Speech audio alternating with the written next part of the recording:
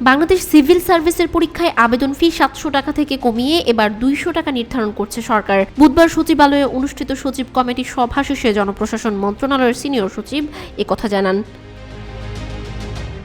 Senior সচিব বলেন, সরকারি আধা সরকারি প্রতিষ্ঠানে চাকুরির আবেদনে সর্বোচ্চ ২০০ টাকা পর্যন্ত নিতে পারবে। ১ সপ্তাহের মধ্যে সংক্রান্ত প্রজ্ঞাপন জারি করা হবে। এছাড়াও বিসিএস ভাইবা ২০০ নম্বরের জায়গায় ১০০ নম্বরে অনুষ্ঠিত হবে বলেও জানান তিনি।